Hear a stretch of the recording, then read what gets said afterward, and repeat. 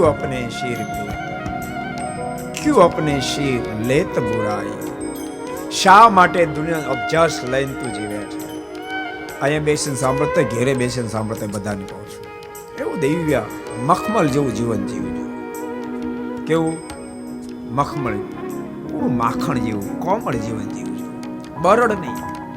હું તો કોઈનું સાંભળું, હું તો કહી જ દઉં, કઈ નથી ભાઈ, કહી દીધેલું છે. આપણે કોઈ ન સાંભળે, આપણે કોઈ કહી ન, એવું ન ચાલે. એવું સરળ કોમળ જીવન જીવો. આપણે આ ધરતી પર નક્કી કરી નાખો, બાંધવા નથી આવ્યા, આપણે ઝઘડવા નથી આવ્યા. આપણે આ ધરતી પર માત્ર માત્ર પ્રભુમાં પ્રેમ કરવા માટે આવ્યા છે.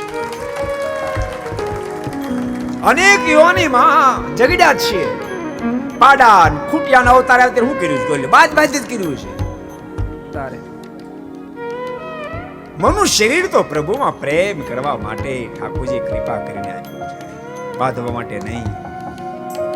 બધાને કહું છું, પરિવારમાં ખૂબ સામ પ્રેમ એકતાથી રહેજો.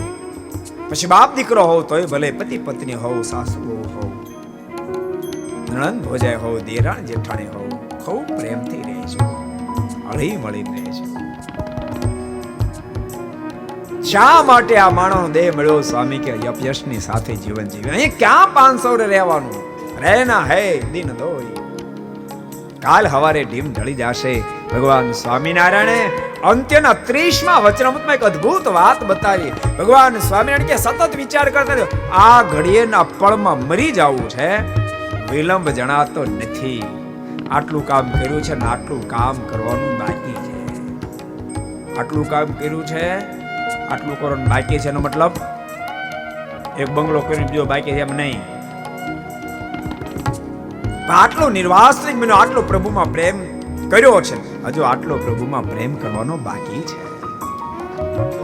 આટલી જગ્યાએથી આશક્તિ તૂટી ગઈ, આટલી જગ્યાએ આશક્તિ તોડવાની બાકી. સતત વિચાર કરશો, મોક્ષના પથે આગળ ગતિ કરશો.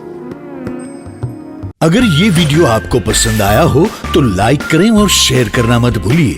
सब्सक्राइब करें सरदार कथा चैनल को और बेल आइकॉन पर क्लिक करना मत भूलिए लेटेस्ट वीडियो सबसे पहले पाने के लिए.